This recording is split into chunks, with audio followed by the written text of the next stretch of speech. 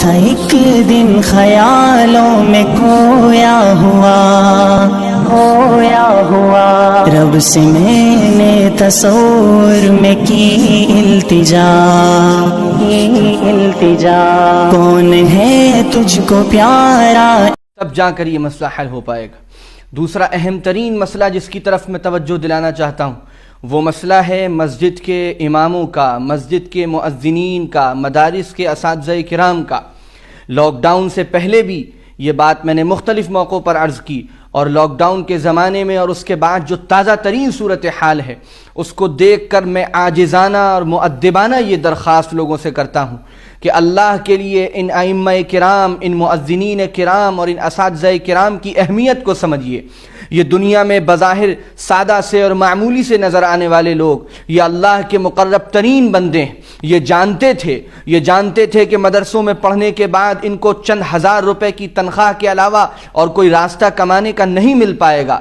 اس کے باوجود انہوں نے اپنے کو مدرسے میں لگایا، قرآن پڑھا، حدیث پڑھی، اور آج بہت معمولی تنخواہوں پر یہ ہمارے ایمان کو بچانے کا کام کر رہے ہیں، ہمارے دین کی نشر و اشاعت کا کام کر رہے ہیں، ہمارے نونہالوں کو قرآن پڑھاتے ہیں، دین پڑھاتے ہیں، شریعت پڑھاتے ہیں، اور اس کے بدلے میں ان کو کیا ملتا ہے؟ اس کے بدلے میں ان کو چند ہزار روپے تنخواہیں ملتی ہیں۔ اتنی تنخواہ جس میں کسی امیر اور کسی اچھے گھرانے میں صرف دودھ آتا ہے، اور جتنا ان کا مہینے کا چاکلیٹ کا خرچہ ہے، باہر گھومنے کا خرچہ ہے، اتنی تنخواہیں ان اماموں کو، مؤذنین کو دی جاتی ہیں۔ مجھے شرم آتی ہے ان تنخواہوں کا ذکر کرتے ہوئے جو عام طور سے ہمارے مسجد کے مؤذنین کو، ائمہ کرام کو اور اساتذہ کرام کو، مدرسے کے اساتذہ کرام کو دی جاتی ہیں۔ میں خاص طور سے اپیل کرتا ہوں، ان کو پہچانیے، ان کے مقام کو پہچانیے، ان کی عظمت کو پہچانیے، ان کی قدر کیجیے۔ ان کو ایسا مشاہرہ اور ایسی تنخواہ مسجد کی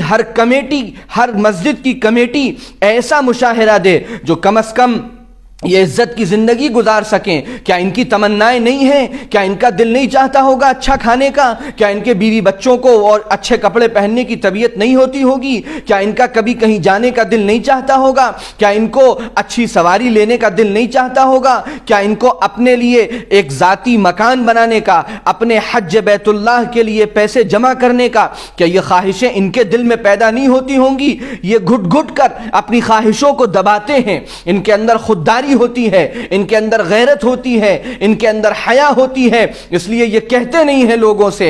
اے مسجد کے کمیٹی کے ذمہ داروں، میں آپ سب سے عاجزانہ گزارش کرتا ہوں، ذرا جھانک کر دیکھیے اپنی مسجد کے ائمہ کا کیا حال ہے، مؤذنین کا کیا حال ہے۔ اے مسجد میں نماز پڑھنے والے مصلیوں اور نمازیوں، میں آپ سے کہتا ہوں کہ آپ نے ساری ذمہ داری کمیٹی پر کیوں ڈال رکھی ہے؟ آپ کمیٹی کے لوگوں سے پوچھیں کتنی تنخواہ دیتے ہیں آپ امام کو اور کتنی تنخواہ دیتے ہیں آپ مؤذن کو۔ ہمارا اس میں تعاون شامل کیجئے۔ امام صاحب کی تنخواہ اور بڑھائیے، مؤذن صاحب کی تنخواہ اور بڑھائیے، اور ایک معیاری تنخواہ ان کو دینے کا نظام بنائیے۔ اور اس تنخواہ کے علاوہ ہر مصلی کی ذمہ داری ہے کہ وہ اپنے مسجد کے امام کا خیال کرے، مسجد کے مؤذن کا خیال کرے، اور پابندی کے ساتھ، اپنی سعادت سمجھ کر، اخلاص کے ساتھ، کوئی احسان کرتے ہوئے نہیں، اخلاص کے ساتھ، سعادت مندی کے ساتھ ہر مہینے اہتمام سے اپنے مسجد کے امام کو اور مؤذن کو کچھ ہدیہ دیا کیجئے۔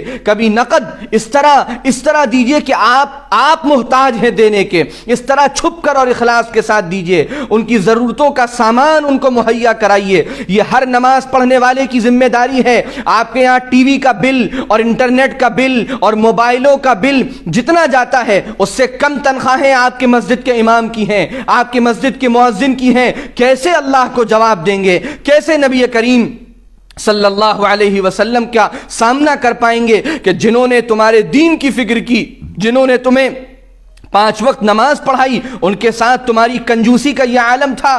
بڑی قسم پرسی میں وہ لوگ جیتے ہیں، ان کے یہاں بیماریاں آتی ہیں، وہ مجبور ہیں سرکاری اسپتالوں کی لمبی لائنوں میں لگنے کو، کیونکہ وہ 100-200 روپے سے زیادہ اپنے بیوی اور بچے کے علاج پر خرچ نہیں کر سکتے۔ اگر مسجد کے امام یا ان کے گھر میں، ان کے بیوی بچوں میں، مؤذن یا ان کے گھر میں بیوی بچوں میں کوئی بیمار ہے، مسجد کے تمام مصلیوں کی ذمہ داری ہے کہ ان کے بہترین سے بہترین علاج کی کی وہ فکر کریں، ان کی خبرگیری کریں، ان کو ضرورت کا سامان مہیا کرائیں، اور یہ سب اپنی سعادت مندی سمجھ کر کریں۔ اساتذہ مدارس کے اساتذہ کرام کا جو حال ہے لاک ڈاؤن کے زمانے میں اور اس کے بعد اب مدرسے ابھی بند ہیں، ہم خبرگیری نہیں کرتے، ہم فکر نہیں کرتے، یہ ذمہ داری تمام مصلیوں کی، تمام نماز پڑھنے والوں کی ہے۔ اور سب سے آسان راستہ یہ ہے کہ ہر مسجد کے اطراف کے گھر والے اپنے مسجد کے امام کی فکر کر لیں، اپنے مسجد کی مؤذن کی فکر کر لیں، اپنی مسجد میں چلنے والے مدرسے کی فکر کر لیں۔ زیادہ دور جانے کی ضرورت نہیں ہے، اگر اپنے علاقے کے